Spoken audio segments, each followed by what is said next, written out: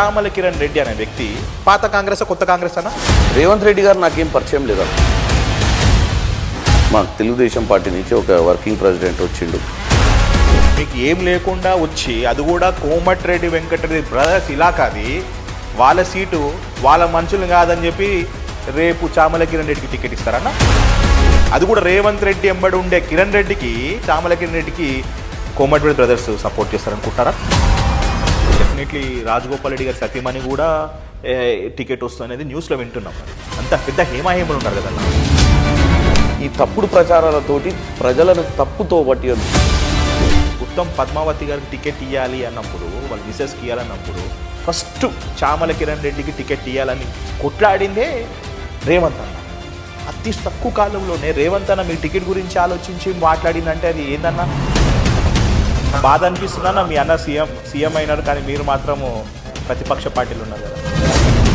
అరే ఇప్పుడు నేను ఏమంటా, అన్న లెక్కనే ఉంటాడు కదా. రేవంత్ అన్ననే ఈజ్ లైక్ మై బ్రదర్. ఖచ్చితంగా బ్రదర్ లెక్కనే ఉంటాడు. ఏ పార్టీలు ఉంటాయి జెండాలకు ఉంటాం. అరే నాయన మనం అద్దంకి దయకర్ అనుకుంటాను. ఉంటండి దెంగేస్తే దెంగేయండి అని కోమటి బ్రదర్స్ అన్నారు. రాజకీయ జీవితమే ఫుల్ స్టాప్ పడిపోయింది. ఏం జరిగిందో చెప్పాలి, ప్రజలు మా వెంట ఉండాలి, తర్వాత వీళ్ళ సంగతి తేల్చాలి. సో హాయ్ అన్న, నమస్తే. నమస్తే. బాగున్నారన్న? బాగున్నా రోహిత్. ఫుల్ జోష్లు ఉన్నారన్న. కాంగ్రెస్ పార్టీ అధికారంలోకి వచ్చి సుమారు 1 month కూడా కాకముందే మీలో ఒక అందరికన్నా ఎక్కువ మీ ఫేస్లో ఎక్కువ బ్లష్ ఉందన్న.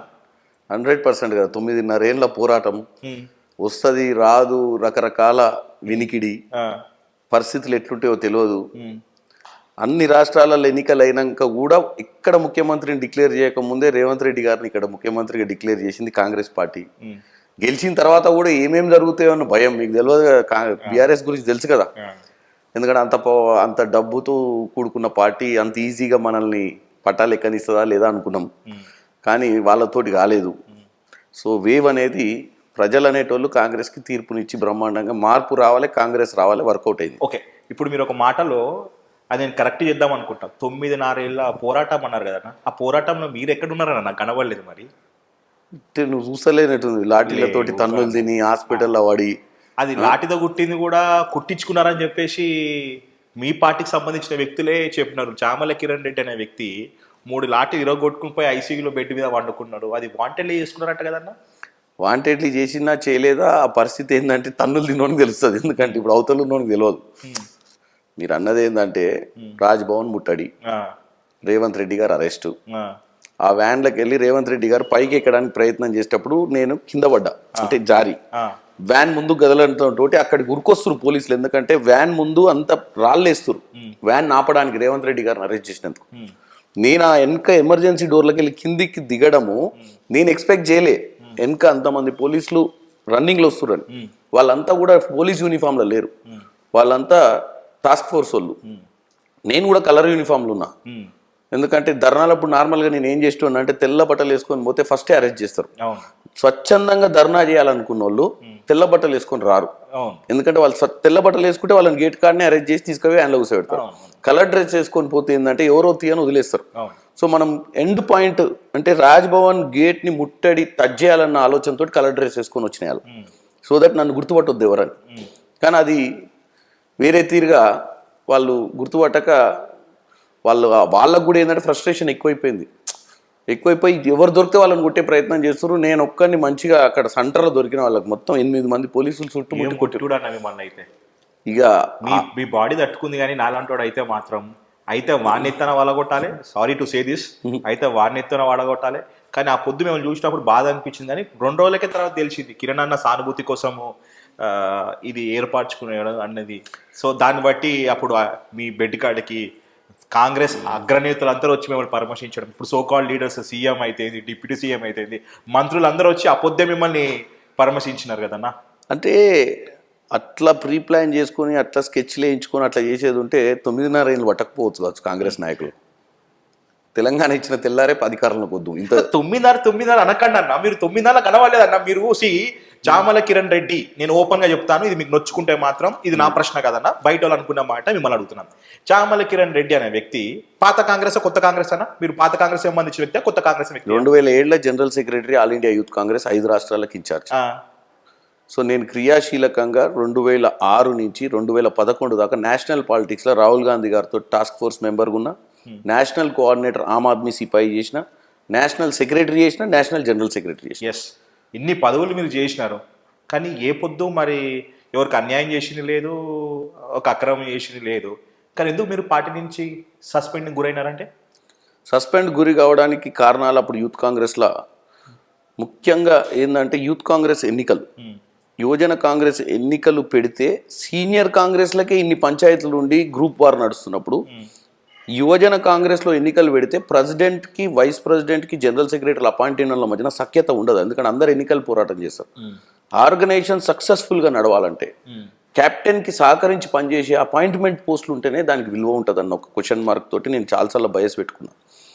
రెండోది, నేను అంత ఫాస్ట్గా గ్రో అయ్యే సమయంలో కొంతమంది నాకు పడని వాళ్ళు, నాకేదో ఒక సొంత పర్సనల్ కేసు ఉండే ఎక్కడ హ్యాబిట్స్ పోలీస్ స్టేషన్లో 2002లో, 2005లో స్క్వాష్ అయింది case.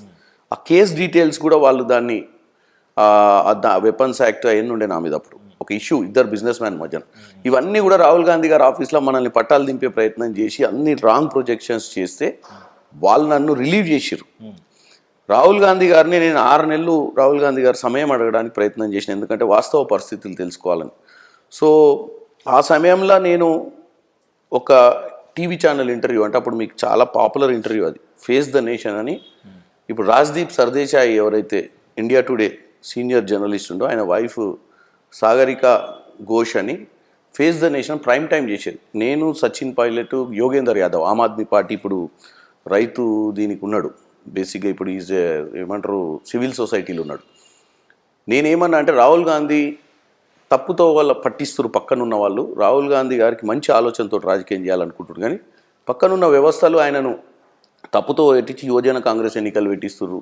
Largest democratic party of in the world is Congress. ఎందుకంటే ఇన్ని కోట్ల మందిలో ఒక కాంగ్రెస్ పార్టీ 130 ఏళ్ళ చరిత్ర పార్టీలా ఇంటర్నల్ ఎలక్షన్స్ అనేది రాంగ్ లైన్ అనే దాని మీద నేను ఆ రోజు డిస్కస్ చేస్తే మనం ఏదో ప్రొవోక్ చేసి మనం పార్టీకి నెగిటివ్ పోతున్నామని అప్పుడు సస్పెండ్ చేసేసి. ఇది తెలిసి అందరికి తెలిసిన విషయమేనా? తర్వాత సస్పెండ్ అయ్యేందుకు గురైన తర్వాత మీరు మీ బిజినెస్ ఏదో మీ కాన్సన్ట్రేషన్ అంతా యూఎస్లో ఉండిపోయినారు.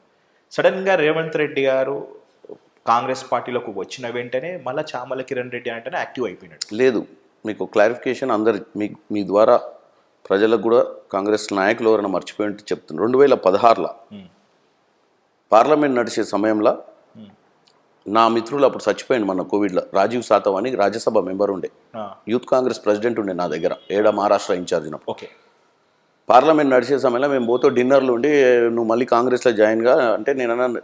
అంతకుముందు ఏంటంటే రాహుల్ గాంధీ గారే సస్పెండ్ చేసిరు కాబట్టి స్టేట్ యూనిట్స్ ఎవరు కూడా కిరణ్ రెడ్డిని తీసుకోరేమో అన్న ఆలోచన మనకుండే, ఎందుకంటే నేను రాహుల్ గాంధీ గారి దగ్గర పోయి మాట్లాడాలని. నేను కాంగ్రెస్లో అంత యాక్టివ్ ఏం చేస్తా, ఇప్పుడు ఆల్రెడీ రాహుల్ గాంధీ గారితో నేను ఒకసారి కూర్చోవాలి, మనకు అవకాశం ఉంటే భలే ఉన్నాం, మేము రాహుల్ గాంధీతో మాట్లాడతాను. వితిన్ 3 డేస్లో వాళ్ళకి ఎందుకో రాహుల్ గాంధీ గారు అప్పుడు ఆయన youth Congress president all India, ఎవరు Rajiv Satav plus member of parliament, కూర్చుంటే ఇట్లా అంటే రాహుల్ గాంధీ గారు డైరెక్ట్గా I don't have any problem అంటే రాహుల్ గాంధీ గారు అదొక nearly 6 years 5 years old incident. Rahul Gandhi గారు డైరెక్ట్ ఆయన ఫోన్లోకి వెళ్ళి ఉత్తమ్ కుమార్ రెడ్డి గారికి ఫోన్ చేసి, do you know Chamala Kiran Reddy? Yes sir, he belongs to my district only. Do you have any issues with him? No sir. Then you take him into the Congress. I also don't have any issues with him. అంటే నాకు ఉత్తమన్న phone చేసిండు ఇమీడియట్గా, అరే ఏందా Rahul Gandhi phone చేసిండు నీకోసం అంటే. మీకోసం రాహుల్ గాంధీ గారు ఫోన్ చేసిన 2016లో ఉత్తమన్న ఫోన్ చేసి ఒకసారి ఇంటికి రా, మరి రాహుల్ గాంధీ ఫోన్ చేసి పక్కన గిరీష్ చోడంకర్ అని ఇప్పుడు AICC general secretary incharge north east, PCC president Goa కూడా చేసిండు. ఆయన రాహుల్ గాంధీకి అటాచ్ సెక్రటరీ ఉండే.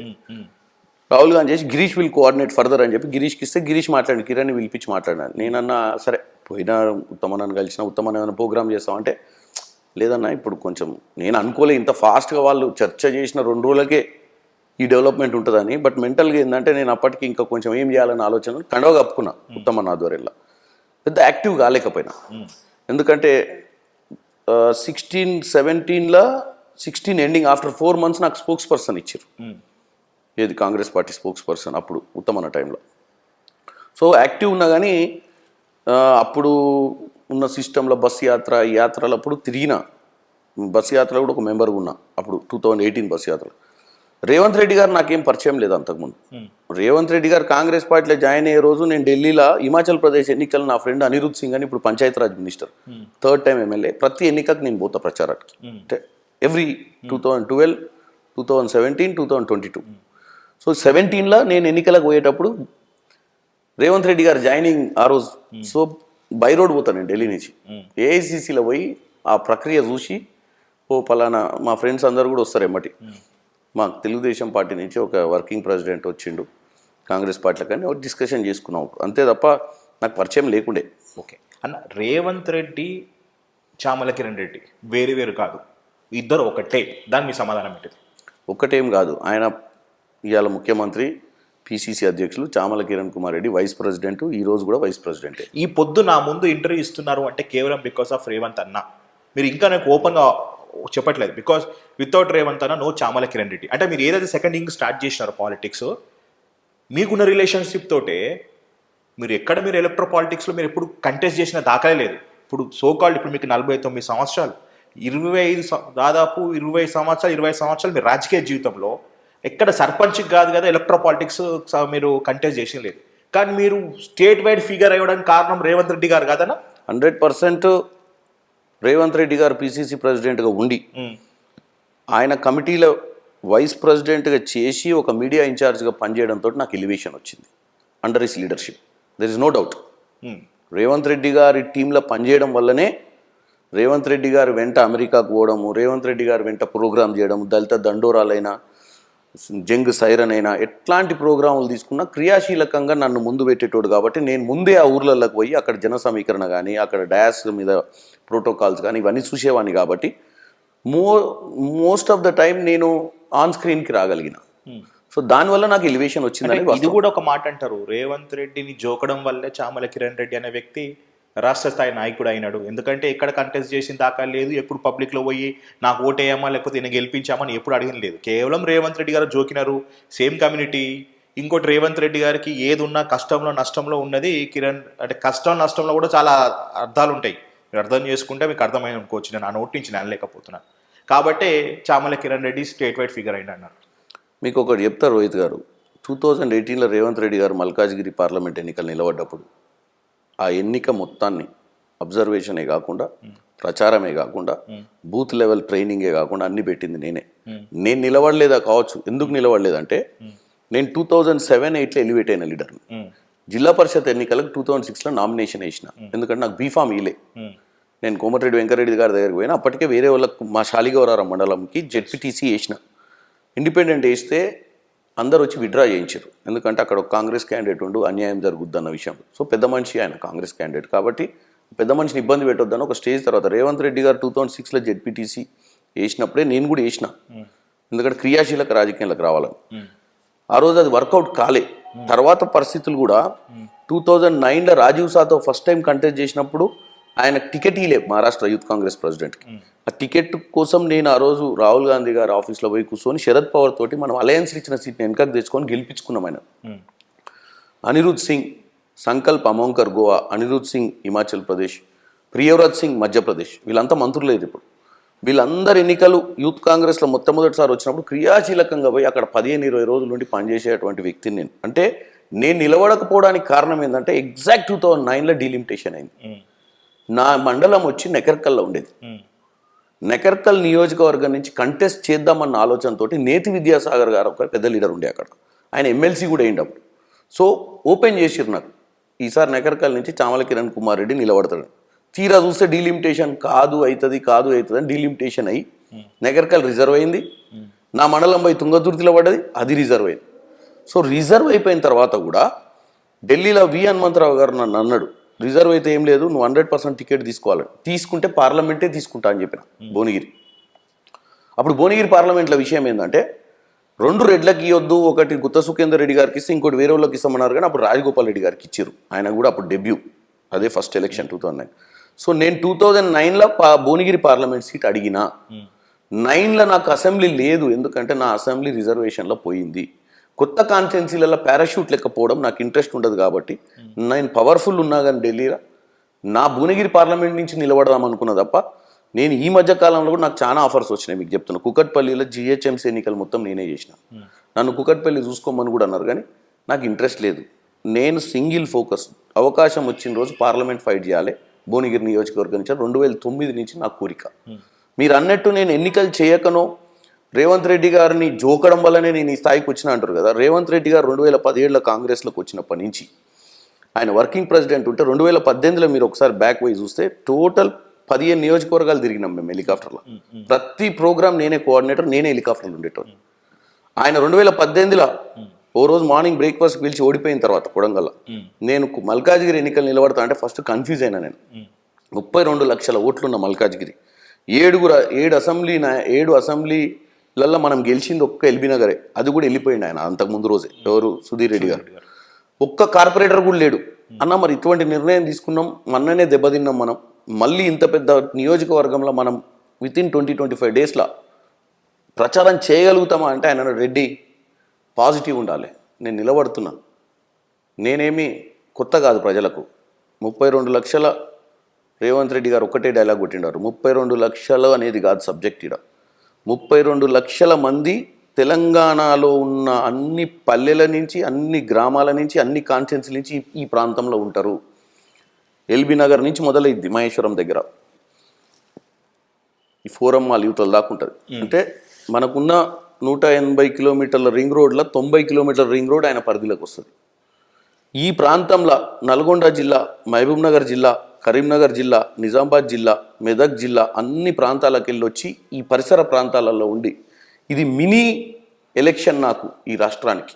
నేను ఇక్కడ నిలబడి గెలిస్తే ఫ్యూచర్లో సీఎం అవుతా అని ఆ రోజు చెప్పిండు ఆయన. సో ఆ ఎన్నికకు నేను రౌండ్ ద క్లాక్ పనిచేసిన. సో జోకితే రేవంత్ అన్న పోస్టులు ఇస్తే రేవంత్ అన్న కూడా ఇంత పెద్ద లీడర్ కాదు, జోకేటోళ్ళు మస్తుగా జోకుతారు. టాలెంట్ ఉన్నోడిని ఐడెంటిఫై చేయడం, టాలెంట్ ఉన్నోడిని ఎలివేట్ చేయడం, టాలెంట్ ఉన్నోనికి అసైన్మెంట్ ఇవ్వడం ఆయనకు ఉన్నటువంటి లక్ష్యం. పెట్టుకుంటాడు చాలామంది భజనకారులు ఆయన కాడ లేరంటారు, నేను ఉంటారు, కానీ వాళ్ళందరికీ ఏ రోల్ ఇయ్యాడు. వాళ్ళందరూ భజనలు చేసుకుంటూనే తిరుగుతుంటారు. ఆయనకు అవసరం ఉన్నప్పుడు, టైం ఉన్నప్పుడు పిలిచి వాళ్ళతోటి టైంపాస్ చేస్తుండొచ్చు, కానీ పని చేసేటోళ్ళు మాత్రం ఆయనకు ఎవరు పని చేస్తారు, ఎవరు పని చేస్తే పని అవుతుంది అనేది ఆయన క్లారిటీ ఉంది కాబట్టి ఈరోజు ముఖ్యమంత్రి కాగలిగాడు. ఓకే, సో ఇప్పుడు నేను ప్రజెంట్ నేను ఎందుకు ఈ ఇంటర్వ్యూ చేస్తున్నాను అనేది ఇంటర్వ్యూ మధ్య నుంచి నేను ఇచ్చే ఇంట్రడక్షన్. ఎలక్షన్ అయిపోయి దాదాపు 1 మంత్ కూడా కాలేదు. ఎంపీ ఎలక్షన్స్ మీద కాన్సన్ట్రేట్ చేయడం జరిగింది. ముఖ్యంగా భువనగిరి జిల్లాలో భువనగిరి ఎంపీకి ప్రధానంగా వినిపించే పేరు చామల కిరణ్ రెడ్డి. ఇప్పుడు నేను ఎవరినైతే ఇంటర్వ్యూ చేస్తున్నానో చామల కిరణ్ రెడ్డి, నేను ఎంపీ కంటెస్ట్ చేస్తున్నాను, సుమారు 3,50,000 ఓట్లతో నేను గెలుస్తున్నాను అని చెప్పేసి పబ్లిసిటీ చేయడం జరుగుతుంది. ఎంతవరకు వాస్తవం అవాస్తవాన్ని వేసుకొని ఈరోజు ఇంటర్వ్యూ చేయబోతున్నాను. సో చామల కిరణ్ రెడ్డి గురించి, పాస్ట్ గురించి నేను చూపించడం జరిగింది. ఇప్పుడు ప్రజెంట్ మెయిన్ సబ్జెక్ట్లోకి వెళ్ళిపోతాను. ఏమన్నా 3,50,000 ఓట్లతో గెలుస్తా అని చెప్పేసి అంటున్నారు, ఇది కొంచెం ఆశ్చర్యం అనిపిస్తలేదన్నా? రోహిత్, 7 నియోజకవర్గాలు భూనీర్లో, 6 నియోజకవర్గాలు కాంగ్రెస్ పార్టీ గెలిచింది. నా సొంత నియోజకవర్గం తుంగతుర్తిలో నేనే 15 రోజుల నుండి మందుల శామ్యాల్ బీఫామ్ వచ్చినప్పటి నుంచి పనిచేసిన. 54,000. నగర్కల్ వేముల వీరేశం గారు 68,000. బీర్ లాయలయ్య 52,000. ఇబ్రాహీంపట్నం మల్రెడ్డి రంగారెడ్డి గారు 50,000. మునుగోడు కోమటిరెడ్డి రాజగోపాల్ రెడ్డి గారు 48,000. భువనగిరి కుంభం అనిల్ గారు 27,000. జన్గాం 18,000, 14,000 తోట లాస్ అయినా. సో మీకు ఇక్కడ ఫిగర్స్ 3 లక్షలు. నాకు 3.5 లక్షలు వస్తాయి. ఎందుకంటున్నా అంటే ఈరోజు మీరు నమ్మరు, నేను ఇక్కడ ఫోన్ సైలెంట్ మోడ్లో పెట్టినా, గంటకు 50 నుంచి 100 ఫోన్ కాల్. ఇంతకుముందు కూడా మిమ్మల్ని ఇంటర్వ్యూ చేసే ముందు కూడా కంగ్రాచులేషన్ చెప్తున్నారు. ఎందుకంటే యువకులు ఎన్ఎస్వై, యూత్ కాంగ్రెస్, ఫ్రంటల్స్ నుంచి చాలా మందికి కూడా కొత్త నాయకత్వం అంటే ఏదైనా అవకాశాలు నల్గొండ జిల్లాలో. సరే ఈరోజు బీర్ లాయలయ్య గారు ఒక మోస్ట్ బ్యాక్వర్డ్ కమ్యూనిటీ నుంచి ఎమ్మెల్యే అయ్యిండు. కుంభం అనిల్ గారు ఫస్ట్ టైం లాస్ట్ టైం ఓడిపోయి, వీరేశం గారు, మందల శామ్యుల్ గారు బీఆర్ఎస్ పార్టీ నుంచి వచ్చి ఎమ్మెల్యేలే. ఫ్రంటల్స్ నుంచి అంటే యూత్ కాంగ్రెస్ నుంచి, ఎన్ఎస్వై నుంచి, కాంగ్రెస్ పార్టీల 20 ఏళ్ళ నుంచి ఆర్గనైజేషన్ల నుండి వచ్చిన వాళ్ళు ఎవరు కాలే. అటువంటి వాడు ఒకడు కావాలని చెప్పి కాంగ్రెస్ కార్యకర్తలలో ఉత్సాహం ఉంది. అన్న, కాంగ్రెస్ కార్యకర్తలు ఉత్సాహం ఉండడం తప్పులేదు. నేనేమంటున్నాను అంటే ఇది కాంగ్రెస్ పార్టీ అంటున్నా, అది మీకు కూడా తెలుసు. బీఫామ్ ఇచ్చేంత వరకు నమ్మకం లేని పార్టీలో నాకు బీఫామ్ వచ్చినట్టే నాకు టికెట్ వచ్చింది, నేను ఎలక్షన్ల కంటెస్ట్ చేసి గెలిచిన మెజారిటీతో సహా మీరు చెప్తారు చూసినా, అక్కడ నాకు ఆశ్చర్యం అనిపిస్తుంది, అక్కడ నాకు ఆస్పదంగా అనిపిస్తుంది. కొంచెం దాని ఏమంటారన్నా మీకు అనిపిస్తలేనా?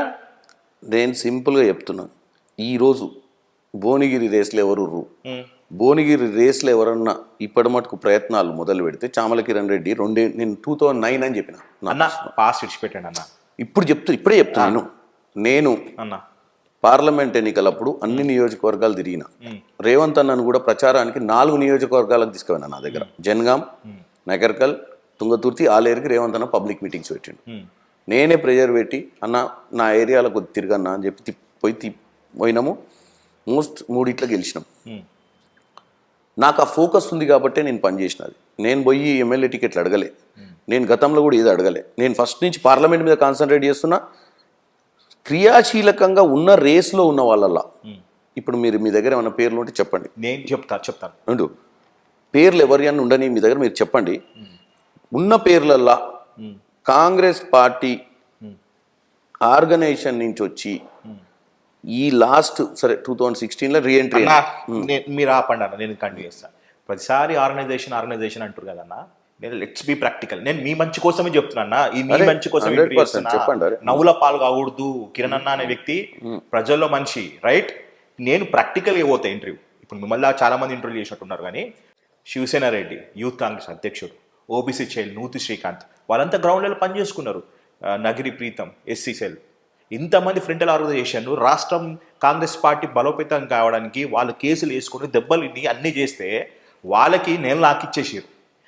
మీరు ఇప్పుడు ఎప్పటి నుంచో మీరు కాంగ్రెస్ పార్టీలో ఉండి, మీరు సోకాల్ సీనియర్ ఉండి దాదాపు 25 సంవత్సరాలు రాజకీయం చేసి కాంగ్రెస్ పార్టీ రాజకీయం చేసిన వ్యక్తి ఇదే ఫ్రంటల్ ఆర్గనైజేషన్ ఎగ్జాంపుల్ చెప్తే మీరు ఫైట్ చేస్తుంటారు చూసినావన్నా, వాళ్ళకే దిక్కులేదు. మీకు ఏమి ఉంటుందన్నా ఇక నా నోటి నుంచి అనలేనన్నా.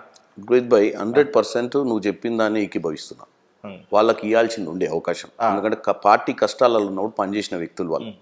కొన్ని సమీకరణ వల్ల మీకు తెలుసు బీఆర్ఎస్ ప్రభుత్వం ఎంత ఫైనాన్షియల్గా, ఎంత లాజికల్గా, ఎంత స్ట్రాటజికల్గా వర్క్ చేస్తుంది. అటువంటి పరిస్థితులలో పీసీసీకి తప్పనిసరి పరిస్థితులలో కొన్ని సీట్లు కొత్త వాళ్ళకి ఇవ్వడం, కొన్ని సీట్లు వీళ్ళు డిజర్వింగ్ ఉన్నా కొన్ని సోషల్ ఇంజనీరింగ్ అనో కొన్ని ఈక్వేషన్స్ వల్ల టికెట్లు రాలేదు వాళ్ళకు. ఈ రోజు కూడా నేను వాళ్ళ ఒక్కరికి రాకపోతే ఇద్దరు రాకపోతే అనుకోవచ్చు అన్న. 5 మంది అన్న, OBC child, SC cell, youth Congress, NSCI, ఇట్లా మంది విభాగాలకు సంబంధించిన వాళ్ళకి గ్రౌండ్ లెవెల్ పనిచేసిన వాళ్ళకి దిక్కు లేదు. కిరణ్ అన్న సీనియర్ మోస్ట్ లీడరు, రేవంత్ అన్న సన్నిహితుడు, రేవంత్ అన్నగా చెప్తే టికెట్ వస్తుందా Bhuvanagiri ticket? And more ever Chamala Kiran Reddy అనే వ్యక్తి ఎలాంటి పొలిటికల్ బ్యాక్గ్రౌండ్ లేదు. You himself you created your path. ఇంకా పొలిటికల్ బ్యాక్గ్రౌండ్ ఉన్న వ్యక్తులే అంబాడుతుర్రు. మీకు ఏం లేకుండా వచ్చి, అది కూడా కోమటిరెడ్డి వెంకటరెడ్డి బ్రదర్స్ ఇలాకాది, వాళ్ళ సీటు వాళ్ళ మనుషులు కాదని చెప్పి రేపు చామల కిరణ్ రెడ్డికి టికెట్ ఇస్తారన్న. అది కూడా రేవంత్ రెడ్డి ఎంబడి ఉండే కిరణ్ రెడ్డికి, చామల కిరణ్ రెడ్డికి కోమటిరెడ్డి బ్రదర్స్ సపోర్ట్ చేస్తారనుకుంటారా? అన్ని సందేహాలు చాలా మందిలో ఉన్నాయన్న.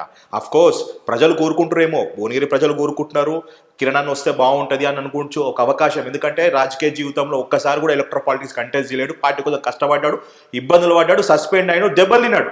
కానీ అధికారంలోకి వచ్చిన తర్వాత కాంగ్రెస్ పార్టీ వైఖరి వేరుంటుంది కదన్న.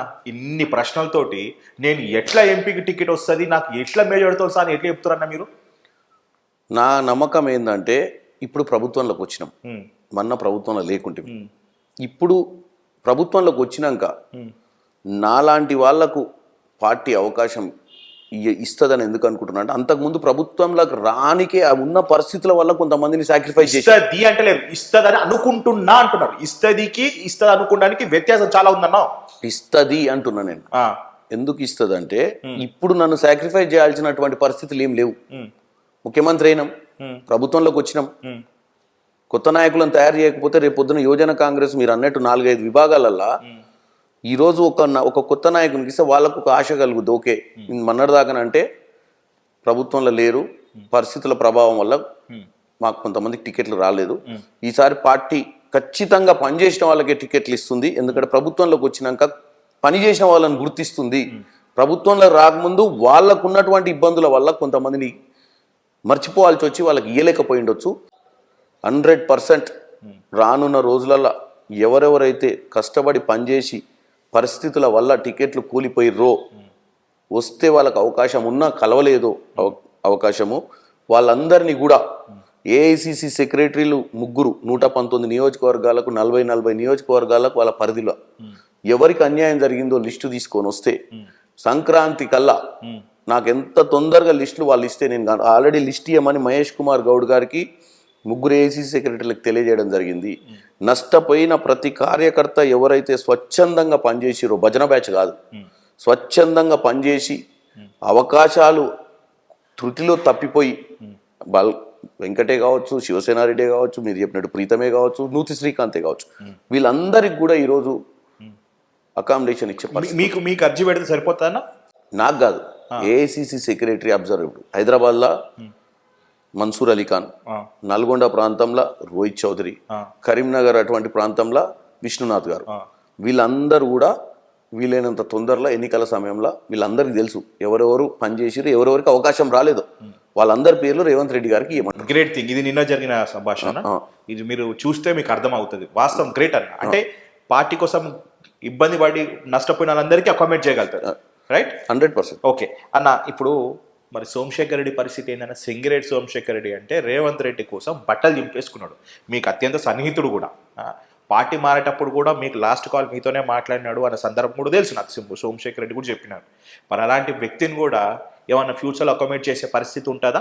పార్టీ మారండి కదన్నా, అంటే ఆయన సేవలు చేసుకుంటూ ఖర్చు 100% సోమశేఖర్ రెడ్డి రేవంత్ రెడ్డి గారు కాంగ్రెస్ పార్టీలోకి వచ్చినప్పటి నుంచి రేవంత్ రెడ్డి గారు వినదంటున్నాడు.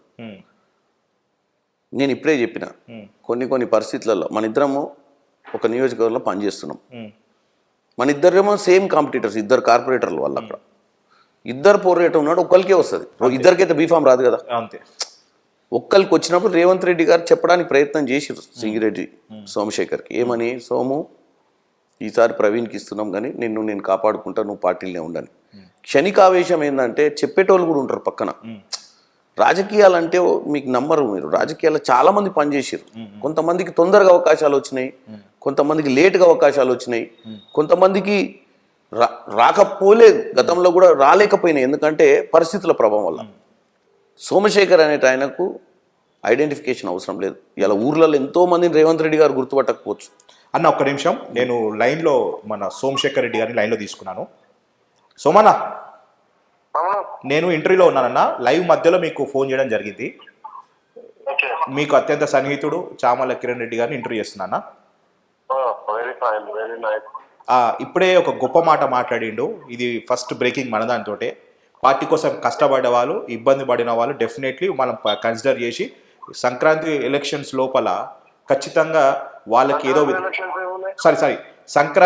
సంక్రాంతికి బిఫోర్ లోపలనే వాళ్ళందరినీ అకామిడేట్ చేయగలుగుతుంది అంటున్నారు. సో మీరు ఓపెన్గా లైవ్లో మీరు చెప్పగలుగుతారా, ఇప్పుడు ఏదైతే పార్టీ జరిగిన డ్యామేజ్ని పూర్తి చేసేసి వాళ్ళకి మంచి స్థాయిలో పెడతా అంటున్నారు. ఈవెన్ మీ విషయంలో కూడా దాదాపు 15 నిమిషాలు మాట్లాడినాడు, బాధపడ్డాడు కూడా కిరణ్ అన్న. సో మీ కిరణ్ భాయ్ అంటే నాకు ఓన్ బ్రదర్ కానీ ఎక్కువ. సో కిరణ్ భాయ్ బాధ ఆశ్చర్యం ఏం లేదు, అందరం ఒకే కోటి పక్షులం కదా. నాకు ఇబ్బంది అయిన కనిపిస్తుంది, ఆయన ఇబ్బంది కనిపిస్తలేదు, అంతే డిఫరెంట్. ఇప్పుడు సోమన్న ఇప్పుడు మరి తిరిగి పార్టీలోకి వచ్చే ఆలోచన ఏమైనా ఉందా? ఎందుకంటే ఇప్పుడు కిరణ్ అన్న ఒకటే స్టేట్మెంట్ ఇచ్చిండు, ఇబ్బంది పడిన వాళ్ళు, నష్టపోయిన వాళ్ళు. నేను ఎఫిషియెంటా కాదా అనేది నాయకత్వానికి తెలవాలి, అట్లనే ఎంటైర్ స్టేట్ తెలుసు కదా సోమశేఖర్ రెడ్డి పొటెన్షియలే కాదా, కష్టపడలేదా, ఆస్తులు పోగొట్టుకోలేదా అనేది. సో నేనేమంటున్నా, ఆ రోజు మేము ఏదైతే పార్టీలకు వెళ్ళి బయటకు వచ్చినప్పుడు చెప్పినాం కదా, ఓడిపోయేటోళ్ళు టికెట్లు ఇచ్చిరని. సో మీరు అందరు చూస్తారు కదా, ఓడిపోయారు కదా. సో ఎంటైర్ గా చూసుకుంటే ఈ సినిమా అంతా చూస్తే లూజర్ అయితే సోమశేఖర్ రెడ్డి, సోమశేఖర్ నష్టపోయింది కదా. నేను ఇప్పుడు కేసీఆర్ కి ధీటుగా నిలబడి కేసీఆర్ తో కొట్లాడిన సోమశేఖర్ కి ఏ రోజైతే పార్టీ పనికి రావాలో ఆ రోజైతే పనికి రాలే కదా. ఆ రోజైతే నాయకత్వం సోమశేఖర్ రెడ్డి నాగం చేసింది కదా. ఇప్పుడు మిమ్మల్ని పిలిచి మరి మీకు మంచి పొజిషన్ ఇస్తా అంటే మీరు రారా పార్టీలోకి? ఇదే కిరణ్ అన్న నేనేమన్నా కిరణ్ అన్న అనేట ఆయన ఏదో చేస్తే ఆయన కాదుగా, ఆయన కూడా నాలాంటి బాధితుడు అని చెప్తున్నా. నేను బయటకు వచ్చినా ఆయన నేను బాధితుని కదబ్బా ఇంకా. అన్న తనని బాధితుడు కాదు, భువనగిరి ఎంపీ అభ్యర్థి, భువనగిరి ఎంపీ సెగ్మెంట్ లో ఎంపీ అభ్యర్థిగా నిలుస్తుంది. ఏమన్నా బ్రదర్, ఇప్పుడు జనరల్ ఎలక్షన్స్ అయ్యే వరకు నేను కూడా అనుకున్నా సోమశేఖర్ రెడ్డి క్యాండిడేట్ అని. జనరల్ ఎలక్షన్స్ అయినప్పుడు కూడా తెలిసింది సోమశేఖర్ రెడ్డి క్యాండిడేటా కాదా అనేది. ఓకే, సో అట్లనే కిరణ్ అన్న పరిస్థితి ఎట్లుంటుందో అన్న. ఓకే అన్న, ఇప్పుడు కిరణ్ అన్న కష్టపడ్డాడు, కిరణ్ అన్న ఇక ఏం చేసిన అనేది మాకు తెలుసు, ఇంటర్నల్ గా మాకు కూడా తెలుసు అన్న, మేము కూడా చూసాం. లైవ్ లో చెప్పుకోలేము కదా. అవునన్నా, అవునన్నా, లైవ్ లో అన్ని ముచ్చట్లు చెప్పలేం కదా. ఇప్పుడు ఇది డైరెక్ట్ చెప్పేస్తారు మా పరిస్థితి లాగా రేపు కిరణ్ అన్న పరిస్థితి కూడా ఉండబోతాను మీరు అంటారు. ఖచ్చితంగా నేనేమంటున్నా, ఇగో ఇవాళ పవర్ లేనప్పుడే మేము అందరం తల్లాడితే పవర్ వచ్చే టైంకి మమ్మల్ని ఎవరు కానలే. ఇవాళ పవర్ నుండి కిరణ్ కుమార్ రెడ్డి లాంటి వాళ్ళకి టికెట్ ఇచ్చి అకామిడేట్ చేస్తారు అనుకోండి అయితే నేను అనుకుంటున్నాను. ఒకవేళ చేస్తే అదృష్టవంతుడు కిరణ్ అన్న, అట్లీస్ట్ ఆయన కష్టం అన్న ఫలించిందని చెప్పుకోవచ్చు. ఓకే, ఒకవేళ వస్తే మీరు పని చేస్తారా, కిరణ్ అన్నకి సపోర్ట్ చేస్తారా? కిరణ్ అన్న ఇప్పుడు నేను బీఆర్ఎస్ ఉన్నా, ఇంకోటి కిరణ్ అన్న నిలబడేది మల్కాజ్గిరి పార్లమెంట్ లకి కాదు, ఆయన నిలబడేది భువనగిరి పార్లమెంటు. సో ఇప్పుడు నాలాగా కిరణ్ కుమార్ రెడ్డికి ఉన్న వెల్ విషయర్సే కానివ్వండి, లేకపోతే భువనగిరి కాంగ్రెస్ కార్యకర్తలే కానివ్వండి, నాయకులే కానివ్వండి, ఆయన పనిచేసి వెసులుబాటు ఉంటుంది తప్ప సోమశేఖర్ రెడ్డి ఏ రకంగా పనిచేయగలుగుతాడు చెప్పు. ఓకే, అయితే ఈతే నన్ను ఫ్లాట్ అమ్మి ఆయనకి ఇంత ధన సహాయం చేయగలుగుతా కానీ ఇంకా వేరే ఏం చేయలేము కదా. ఓకే ఓకే ఓకే సార్, అదృష్టవంతుడు అయితే అనుకుంటున్నాను నేనైతే, ఎందుకంటే 100% బ్రదర్. నేనేం చెప్తున్నా, చామల కిరణ్ కుమార్ రెడ్డి అనేటోడు చాలా సీనియర్, కాంగ్రెస్ పార్టీలో కష్టపడ్డాడు. అట్లాంటి వాళ్ళకి టికెట్ ఇచ్చి గెలిపిస్తే బాగానే ఉంటది. సో ఇస్తారా ఇయ్యరా అనేదే లెక్క. ఓకే, ఇస్తే మాత్రం అదృష్టవంతుడు అంట అంతే. అప్పుడు సోమశేఖర్ రెడ్డి పరిస్థితి ఆలోచన వస్తుందన్న. పరిస్థితి ఏముంటది భయ్, ఆల్రెడీ సోమశేఖర్ రెడ్డి అన్ని కాదనుకుని సెల్ఫ్ రెస్పెక్ట్ కోసం కాంగ్రెస్ పార్టీలోకి వెళ్ళి బీఆర్ఎస్ పార్టీలోకి వచ్చిండు. ఇక సోమశేఖర్ రెడ్డి పరిస్థితి ఏముంటది, 10 ఏళ్ళు టీఆర్ఎస్ ప్రభుత్వానికి వ్యతిరేకంగా సోమశేఖర్ రెడ్డి కొట్లాడలేడా? అట్లనే ఇప్పుడు ఉంటది. నేనేమో లండన్ కాదు, రుచన్ కాదు, నాకేమో లంగ దందాలు ఏం లేవు. నేను భయపడి ఎన్నో గుహల దాచుకోనికి. సరే, థ్యాంక్ యూ అన్న. నేను నా సెల్ఫ్ రెస్పెక్ట్ దెబ్బతిన్నదని పార్టీలకి వచ్చిన. పార్టీని ఎప్పుడు నేను విమర్శించలేదు, పార్టీలో ఉన్న నాయకత్వాన్ని విమర్శించిన. సో నాకు నష్టం చేసింది పార్టీలో ఉన్న నాయకత్వం, కాంగ్రెస్ పార్టీ కాదు. ఇప్పుడు కూడా అదే చెప్తున్నా. సో ఖచ్చితంగా నేనేందో ఇవాళ అధికారం వచ్చిందని పోయి ఆడిన జోకే సినిమా ఏం లేదు. సోమశేఖర్ అనేటోడు ఎప్పుడు సెల్ఫ్ రెస్పెక్ట్ కన్నా మించిన సోమశేఖర్ రెడ్డికి ఏం లేదు. ఓకేనా? సో అప్పుడు ఆస్తులు కూడా కొట్టుకున్నాము, కష్టపడ్డాము. సరే మా అన్న అయినాక నాకేమైనా చేస్తాడు అనుకున్నా. సో పరిస్థితి బాధ అనిపిస్తుందా? మీ అన్న సీఎం అయినారు కానీ మీరు మాత్రము ప్రతిపక్ష పార్టీలు ఉన్నారు కదా. అరే ఇప్పుడు నేనేమంటా, అన్న లెక్కనే ఉంటాడు కదా. రేవంత్ అన్ననే మరి ఉంది, ఇంకా మీ మీద ప్రేమ ఉంది. బయట కనిపించదేమో మొత్తం న్యూస్, కానీ ఇప్పటికి మీకు రేవంత్ అన్న, కిరణ్ అన్న మీద ప్రేమ ఉండదు మీకు ఇప్పటికి. ఎందుకున్నా అన్నదమ్ములు పార్టీలు వేరే అయితే అన్నదమ్ములు కాకుండా పోతారు ఎట్లా? That's Somasekhar Reddy, right. కిరణ్ అనేట ఆయన నాకు పార్టీతో సంబంధం కాదు. Is like my brother. ఖచ్చితంగా బ్రదర్ లెక్కనే ఉంటాడు. ఏ పార్టీలు ఉంటుంది జెండాలో కూర్చున్నామా అరే నాయన మనం. వద్దన్న, ఇది మనం మీ ఇంటర్వ్యూలో పార్ట్ 5th పార్ట్ 6th ఉన్నప్పుడు మాట్లాడదాం. థ్యాంక్ యూ సో మచ్ అన్న. అన్న కుల చెప్పిండు అన్న. ఇక నేను ప్రశ్నలు దీంతుంది. రేపు మీ అభిమానులు కూడా సోమశేఖర్ రెడ్డి లాంటి పరిస్థితి మీకు రాకూడదు అనే ఆలోచనతోటే మీకు ఇంటర్వ్యూ చేస్తున్నాను. బికాస్ నేను ఇబ్బంది పడకూడదు. కిరణ్ అన్న అనే వ్యక్తి ఆల్రెడీ మొత్తం స్టేట్లో మీ సౌండింగ్ వినిపిస్తుంది. భువనగిరి ఎంపీ అభ్యర్థి ఎవరంటే చామల కిరణ్ రెడ్డి అనేది ప్రధానంగా వినిపిస్తుంది. అంటే ఎవరు ఖర్చులు వేస్తున్నా కూడా, ఎవరు రేవంత్ అన్న కలుస్తున్నారో, ఎవరు జోకులు చేసుకున్నా కూడా గ్రౌండ్ లెవెల్కి వెళ్ళిపోయింది. చామల కిరణ్ రెడ్డి అని వెళ్ళిపోయింది. ఈ టైంలో ఇంత మాస్లో పబ్లిక్లో వెళ్ళిపోయిన తర్వాత లాస్ట్ మినిట్లో మీకు కదా బీఫామ్ ఎరుటోళ్ళకి ఇస్తే మాత్రం ఇక సోమశేఖర్ పరిస్థితి మీకు ఎదురు రావుతో అదేనే నా ఆలోచన. రోహిత్ భాయ్, నేను ఇందాకనే చెప్పిన, మనం నలుగురు గురించి చర్చ చేసిన ఫ్రెండ్ సోమశేఖర్ రెడ్డి కూడా యువజన కాంగ్రెస్లో కీలకంగా పనిచేసింది చాలా ఏళ్ళు. ఏది వంశీచందర్ రెడ్డికి ఎన్ఎస్యుఎల్ ఉన్నప్పుడు అవుట్ రైట్ హైదరాబాద్ సిటీ నడిపెట్టాడు. సరే, పరిస్థితులు ఆ రోజు ఒక్క సీటే వస్తుంది కాబట్టి 2 కార్పొరేటర్లు ఉండి ఒక సీట్ అక్కడ పోయింది. నేను చాలా బాధపడే విషయం ఏంటంటే కొంచెం సోమశేఖర్ తొందరపాటు పడకుండా ఒక్క నెల రోజులు కూల్గా ఉంటే అన్ని సర్దుకునేటి. దరిద్రం ఎత్తి మీద కూర్చొని సోమశేఖర్ రెడ్డి మీద. నేనేందంటే నేను కూడా యంగ్ బ్లడ్ ఉన్నప్పుడు ఏమైందంటే అప్పుడప్పుడు మనం ఓవర్ ప్రోవోక్ అవుతాం. నేను ఈరోజు 100% కాన్ఫిడెంట్ ఎందుకున్నా అంటే ఆ రోజు సోమశేఖర్ రెడ్డి ఉన్న పరిస్థితులు ఏంటంటే మల్టిపుల్ ప్లేయర్స్ ఉండే ఎడా అడిషనల్ ఆప్షన్స్ ఉండే ఉప్పల్లా. ఈరోజు కిరణ్ కుమార్ రెడ్డి దగ్గర మల్టిపుల్ ప్లేయర్స్ లేరు. ఇప్పుడు చామల కిరణ్ కుమార్ రెడ్డి సింగిల్గా పోతుండు. వస్తే పారాషూట్లు ఏమన్నా వస్తుండొచ్చు. పారాషూట్ అంటే రాత్రి కుటుంబ సభ్యులు, రాత్రి పక్క పార్టీలకు వెళ్ళి ఎవరన్నా కుటుంబ సభ్యులు అంటే ఆల్రెడీ మీరు పేరు చెప్పొచ్చు. ఇప్పుడు నేను కుంభం అనిల్ గారి కూతురు కూడా అడిగింది. డెఫినెట్లీ రాజగోపాల్ రెడ్డి గారి సతీమణి కూడా టికెట్ వస్తుంది అనేది న్యూస్లో వింటున్నాం. మరి అంత పెద్ద హేమాహేమలు ఉన్నారు కదన్న వాళ్ళంతా. నేను 100% ఒకటే అంటున్నా రోహిత్ భాయ్, నేను కష్టపడి పనిచేసిన లీడర్షిప్కి దృష్టిలో ఉన్నా. నిజంగానే లీడర్షిప్ దగ్గర బ్లైండ్ స్పాట్లో ఉండి నిజంగా కిరణ్ రెడ్డి ఎవరు అని ఉంటే కొద్ది ఇబ్బంది అవుతుంది.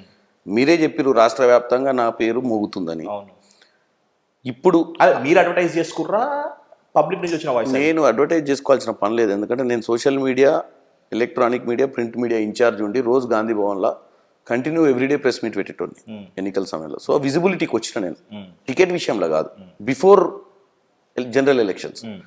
సో నేనేమంటున్నా అంటే ఇంత విజిబిలిటీ ఉండి ఇంత చేసి ఇంత తిరుగుతున్నా ఎందుకంటే నేను రేవంత్ రెడ్డికి దగ్గరను, కోమటిరెడ్డి సోదరులు కూడా నాకు దగ్గరే. నేను ఎప్పుడు వాళ్ళ బ్లెస్సింగ్స్ లేకుండా నేను రాజకీయం చేయలేను. అక్కడ నేను కంటిన్యూ వాళ్ళకి అప్రోచ్లో ఉన్నా, కంటిన్యూ వాళ్ళని చెప్పినా కూడా అన్న నాకు ఈసారి ఆశీర్వదించండి అన్న. ఎందుకంటే నేను చాలా రేవంత్ రెడ్డి గారితో ఉన్న వాళ్ళకి టికెట్ ఇస్తా అంటే సపోర్ట్ చేస్తారన్న కోమటిరెడ్డి వెంకటరెడ్డి గారు? నేను వాళ్ళకి ఒకటే చెప్పిన, నాకు రేవంత్ రెడ్డి గారు 2017 తర్వాత పరిచయం. ఉత్తమన్నైనా, రాజగోపాల్ రెడ్డి గారైనా, కోమటిరెడ్డి వెంకటరెడ్డి గారు 2004 నుంచి పరిచయం. అంటే మీకు రేవంత్ రెడ్డి కన్నా ముందు మీకు వాళ్ళేం నాకు లీడర్లు కదా. రేవంత్ అన్న తెలుగుదేశం పార్టీలు ఉండే, ఉత్తమన్న, కోమటిరెడ్డి వెంకటరెడ్డి గారు, రాజగోపాల్ రెడ్డి గారు, మా ఉమ్మడి నల్గొండ జిల్లాలో జానారెడ్డి గారు, దామోదర్ రెడ్డి గారు అంత క్లోజ్ ఉండే మీరు కోమటిరెడ్డి వెంకటరెడ్డి గారు కన్నా రేవంత్ అన్నతో ఎందుకు ఎక్కున్నారన్న? ఎందుకు అంటే మనకు ఎవరో పరిచయం చేశారు ఫ్రెండ్స్. పరిచయం చేసినప్పుడు నేను ఎట్లా క్రియాశీలకంగా ఏం రెస్పాన్సిబిలిటీస్ పెద్ద రెస్పాన్సిబిలిటీ తీసుకున్నప్పుడు ఆయన రోజు నాకు ఫోన్ చేసి కిరణ్ ఎక్కడ ఉన్నావు రా కూర్చొని మాట్లాడదామని, ఏం చేస్తే బాగుంటుంది, ఎట్లా చేస్తే బాగుంటుంది అన్న విషయంలో రోజు చర్చ. ఇప్పుడు నీకు కూడా రోహిత్ భాయ్, ఇప్పుడు నీకు 10 మంది పరిచయం అనుకో, ఎవరో ఒకరు నీకు ఫ్రెండ్ అవుతారు. ఎక్కువ క్లోజ్నెస్ ఎందుకు పెరుగుద్ది? నీకు ఇంపార్టెన్స్ ఇచ్చినప్పుడు, నీతో చర్చలో కూర్చున్నప్పుడు, నీ క్యాలిబర్ని ఐడెంటిఫై చేసి నీ క్యాలిబర్ని ఎక్స్పోజ్ చేస్తే, నీ క్యాలిబర్ అనేది పార్టీకి ఆయనకు అందరికి పనికొస్తుంది అనుకుంటే, నీకు ఆ టాలెంట్ ఉండి గూట్లో పెట్టుకుంటే ఏమొస్తుంది? అరే ఎంత క్లోజ్ అంటే ఉత్తమన్న ఎంపీకి రిజైన్ చేసి పోయినప్పుడు ఉత్తమ్ పద్మావతి గారికి టికెట్ ఇవ్వాలి అన్నప్పుడు, వాళ్ళ మిసెస్కి ఇవ్వాలన్నప్పుడు ఫస్ట్ చామల కిరణ్ రెడ్డికి టికెట్ ఇవ్వాలని కొట్లాడిందే రేవంత్ అన్న. అతి తక్కువ కాలంలోనే రేవంత్ అన్న మీ టికెట్ గురించి ఆలోచించి మాట్లాడిందంటే అది ఏందన్నా? వాళ్ళ సీట్ కూడా మీకే వేయాలని. ఆ సందర్భం తెలుసుకోవాలి అందరూ కూడా, ఇంపార్టెంట్ ఇది. ఎందుకంటే ఇది ఒక డిస్కషన్ ఉంది. అప్పుడు ఏమైందంటే నాకేం జరిగిందో తెలియదు. అప్పుడు కుంతియా గారు ఇన్ఛార్జ్ ఉండే, అనుకోకుండా ఎంపీలకు వీళ్ళందరూ నిలబెట్టినప్పుడు ఉత్తమన్న ఎమ్మెల్యేగా ఉండే కాబట్టి ఉత్తమన్న ఎంపీకి పోయి గెలిచిండు. మళ్ళీ ఎమ్మెల్యే గెలంటే అప్పటికే ఉత్తమ్ పద్మావతి గారు ఇద్దరు కూడా ఎమ్మెల్యే ఎన్నికలు పోటీ చేసినాడు. ఉత్తమ్ పద్మావతి గారు కోదాళ్ళు ఓడిపోయారు. ఆల్రెడీ 3 ఎన్నికలు చేసిండు ఉత్తమన్న, 2018, 2019 పార్లమెంట్. 3 ఎన్నికలు అయినాక ఉత్తమన్న ఎక్కడో సందర్భంలో ఎవరన్నా ఫైనాన్షియల్గా స్ట్రాంగ్ ఉంటే, రఘువీర్ రెడ్డో ఇంకెవరన్నా ఉంటే చేస్తే బాగుండు, పటేల్ రమేష్ రెడ్డికి ఏమైనా ఆప్షన్ ఉందా అని అడిగినట్టు నాకు తెలియదు. ప్రత్యేకంగా ఆడ డిస్కషన్ వచ్చినప్పుడు మీటింగ్లో ఫైనాన్షియల్ ప్రాబ్లమ్స్ ఉన్నాయి, ఇప్పుడు మళ్ళీ ఎన్నికలు చేయాలంటే ఎవరైనా ఉంటే బాగుంటుందని ఉత్తమన్న సందర్భంలో అన్నప్పుడు రేవంత్ అన్న నన్ను అడిగిండు, మరి ఇట్లుంది పరిస్థితి, నువ్వు ఫైనాన్షియల్గా పెట్టుకొని చేసుకోగలుగుతావు అంటే అవకాశం వస్తే చేసుకుంటాను అన్న. కానీ ఉత్తమన్న ఫ్యామిలీ, ఉత్తమన్న నిలబడకపోతే నేను చేస్తాను. లేదు మీరు అన్నారు, కానీ వాళ్ళు ఉన్నాక కూడా టికెట్ చామల కిరణ్ రెడ్డికే ఇవ్వాలని ఆ పొద్దు మీకోసం కొట్లాడండి. మీకు అన్న కులం చెప్పండి మీరు. 100% నేనేమంటున్నా, నా మనసులో ఏంటంటే ఉత్తమన్న వాళ్ళు నిలబడకపోతే నేను చేస్తా అని చెప్పిన. రేవంత్ అన్న ఏమన్నాడు అంటే చామల కిరణ్ కుమార్ రెడ్డికి ఇవ్వండి అన్నాడు. సింపుల్ లైన్, చామల కిరణ్ కుమార్ రెడ్డికి ఇవ్వండి, ఎందుకంటే వాళ్ళు చేయనన్న డిస్కషన్ వచ్చింది కాబట్టి ఆయన లైన్ తీసుకోవాల్సింది. కానీ అది కాంట్రవర్సీ చేసారు చాలామంది, అరే ఎట్లెట్లా చేస్తారు. కానీ ఇలా మీ క్లారిటీ చెప్తున్నా, తర్వాత నేను ఉత్తమన్ ఇంటికి పోయినా, రేవంత్ అన్న డిక్లేర్ చేసినాక రేవంత్ అన్నని కలిసి అన్నా మరి నేను ఒకసారి ఉత్తమన్ ఇంటికి పోయినప్పుడు, కాదు కిరణ్ మరి అట్లెట్లా డిస్కషన్ పెట్టకుండా నీ పేరు బయటకు వచ్చింది, మేము డిసైడ్ చేసుకోవాలి, ఇంకా మేము డిసైడ్ చేసుకోలేదు, ఎందుకంటే ఈ టాక్ ఎట్లా బయటకు వచ్చిందో నాకు తెలియదు, మేము చెయ్యమని చెప్పి, బట్ నేను ఇంకా డిసైడ్ చేసుకోలేదు, if anything I let you know అని చెప్పి పంపించేసిండు. ఈ తారీఖు నాడు I'm the most eligible, capable and winnable. You are decided are decided by I have decided with my confidence and I'm in the ground. నేను అనేది public మధ్యన ఉన్న, పబ్లిక్ నుంచి వచ్చే రెస్పాన్స్ నీకు చెప్తాను. నా కాన్ఫిడెన్స్ బ్రదర్స్ బ్లెస్సింగ్స్ ఉన్నాయి అంటారు, 100% ఉన్నాయి. ఉత్తమన్న చెయ్యి ఉందంటారు మీ మీద, సుత్తమన్న చెయ్యి ఉంది, ఎంకన్న చెయ్యి ఉంది, రాజగోపాల్ అన్న చెయ్యి. అంటే టికెట్ రావాలంటే 2 మంది చెయ్యలు సపోర్ట్ ఉంటాయి, మీకు టికెట్ వస్తుంది. వస్తే సి రోహిత్ భాయ్, ఇందాక మనం చాలా ఒక్క మాట అంటానా, సారీ టు ది వర్డ్స్, ఇది మిమ్మల్ని కాదు అందరిని ఉద్దేశించి మాట్లాడి, అంటే టికెట్ వాళ్ళ జాగిరన్న వాళ్ళు డిసైడ్ చేస్తే మీకు రావడానికి జాగిర్ అని కాదు, నేను ఒక్కటే చెప్తాను రోహిత్ భాయ్, ఇప్పుడు నేనే వీళ్ళంటే ఎఫిషియెంట్ పీపుల్కి ఇస్తే పార్టీ వాళ్ళు ఇవ్వాలి, కానీ వీళ్ళు చెయ్యి ఉండాలి, వీళ్ళ అభయం ఉండాలి, వీళ్ళు వస్తూ ఉండాలి, మీకు ప్రజలు ఆశీర్వదిస్తే మీరేమవుతారు, వాళ్ళు ఎవరైనా డిసైడ్ చేయడానికి. అట్లా డిసైడ్ చేసినందుకే ఎన్ఐసి వెంకట్ బలమూరు పోగొట్టుకున్నాము, నూతి శ్రీకాంత్ పోగొట్టుకున్నాము, నగరి ప్రీతంను పోగొట్టుకున్నాం. అట్లా పోకూడదు అనేది నా ఇంటర్వ్యూ కాన్సెప్ట్ అన్న. నేను ఒక్కటే చెప్తున్నా, మీరు అన్నది 100% రైట్. అప్పుడు జనాలకి అప్పుడు పబ్లిక్కి ఎవరైతే పార్టీలో జాయిన్ అవ్వడం వాళ్ళకి ఒక ఆదర్శంగా ఉంటారు. ఇప్పుడు మొన్న రీసెంట్గా విక్రమ్ గౌడ్ని ఇంటర్వ్యూ చేసిన, విక్రమ్ గౌడ్ గారిని ఇంట్రడ్యూస్ చేస్తే పార్టీ మారిన వ్యక్తి తను రియలైజ్ అయ్యింది, బీజేపీ పార్టీలో జాయిన్ అవ్వాలి అంటే మీరు కార్యకర్తలకు ఉండాలంటేనే జాయిన్ అవ్వండి అని ఒక క్లియర్ క్రిస్టల్ ఇచ్చేసిండు. అట్లా రేపటి దినంలో మళ్ళీ నేను మినిమం ఎగ్జాంపుల్ పెట్టుకొని కాంగ్రెస్ పార్టీలో జాయిన్ అవ్వాలంటే మీరు పనిచేస్తూనే ఉండాలి. ఫ్యామిలీలు ఎవరైతే ఉంటారో చూసినావా, Uttam family, Jana family, Komareddy family, Revanth family, వీళ్ళు మాత్రమే మీరు ఎమ్మెల్యేలు ఎంపీలు చేసుకుంటారు. సామాన్య వ్యక్తులు లాంటి చామల కిరణ్ రెడ్డి కానీ, సోమశేఖర్ రెడ్డి కానీ ఇట్లాంటి వ్యక్తులు అవ్వరు అనేది రాంగ్ ఇండికేషన్. మీ ఇంటర్వ్యూ తోటి ఈ ఇంటర్వ్యూతో పోకూడదు. మీకు టికెట్ వస్తే I'm not the everyone, me family కాదు, ప్రతి కాంగ్రెస్ పార్టీ జెండా మోసిన ప్రతి ఒక్కడికి మీరు ఒక ఆదర్శంగా నిలబడతాడు. పార్టీ మారిన వ్యక్తి కూడా మీ గురించి ఆలోచిస్తుంది, అదృష్టవంతుడు అంటాడు. అదృష్టమైన టికెట్ రావాలంటే అదృష్టం. సో మీ దాంతో అట్లీస్ట్ పార్టీ ఒక మంచి మెసేజ్ ఇండికేట్ ఇస్తుందని నేను అనుకుంటున్నానన్న. రోహిత్ భాయ్, దీంట్లో ఒక చిన్న కరెక్షన్. మీరు అన్న దాంట్లో first point correct. Party ticket కష్టపడ్డానికి పార్టీ ఇవ్వాలి. బ్లెస్సింగ్స్ ఎందుకు ఉండాలంటే అందరి ఇట్స్ ఎ టీమ్ వర్క్. గతంలో వీళ్ళందరూ కూడా అక్కడ క్రియాశీలక రాజకీయాలు చేసి ఓట్ బ్యాంక్ ఉన్న వాళ్ళు, మనం బైపాస్ చేస్తున్నాం వాళ్ళను. బ్లెస్సింగ్స్ అనేది ఏంది, పెద్ద మనిషి ఉంటాడు, నన్ను అడిగిండు అన్న ఒక తృప్తి ఉంటుంది వాళ్ళు. ఓకే ఓకే, నన్ను అడగకుండానే వాళ్ళతో నాకేం పని, నాకు ప్రజలు మద్దతు ఉంది, నాకు మద్దతు ఉంది, నాకు హైకమాండ్ తెలుసు, నాకు రేవంత్ రెడ్డి దగ్గర, నేను ఢిల్లీలో పోయి దీపాదాస్ మున్షి గారు జనరల్ సెక్రటరీ గారితో మాట్లాడుకుంటా, కేసీ వేణుగోపాల్ గారితో మాట్లాడుకుంటా, రాహుల్ గాంధీ ఆఫీస్లో నాకు చాలా మంది పరిచయాలు ఉన్నాయి, ప్రియాంక గాంధీ ఆఫీస్లో నాకు చాలా మంది పరిచయాలు ఉన్నాయి, మేము ఢిల్లీ లాబీ చేసుకుంటే సోషల్ మీడియాలో అని అదంతా ఒక ఎత్తు. టికెట్ వచ్చిన తర్వాత టికెట్ ఇచ్చే ప్రక్రియ ఇదొక ఎత్తు అయితే, సీనియర్ నాయకులకు ఎంతైనా కానీ ఒక 20-25 ఏళ్ళ నుంచి క్రియాశీలక రాజకీయాలు ఉన్న వాళ్ళు ఈరోజు మంత్రులు ఉన్నారు, వాళ్ళకు కూడా రేపు పిల్లగాడు మంచోడ్రా భయ్, ఏదున్నా డే 1 నుంచి వచ్చి అడుగుతుండు అవకాశం ఇవ్వండి అన్న అని. ఇస్తే మనోడే కదా, కష్టపడి, ఇప్పుడు రాత్రి వచ్చినోడు కాదు కదా, కష్టపడ్డాడు కదా. ఇస్తే నీ ఇంటర్వ్యూ ద్వారా వాళ్ళకు కూడా అర్థమైంది ఎంతమంది శ్రమ ఉందో ఈ పార్టీలో. ఇస్తే 10 మంది బతుకుతారు కదా అన్న ఆలోచన ఉంటే వాళ్ళు ఇస్తారు. అట్ ద సేమ్ టైం వాళ్ళకి ఏంటంటే ఇంటికి వచ్చి అడిగిండు అనేది ఒక మంచి మెసేజ్. నేను ఎవ్రీ యంగ్స్టర్కి చెప్తున్నాం ఇది మీ ఛానల్ ద్వారా.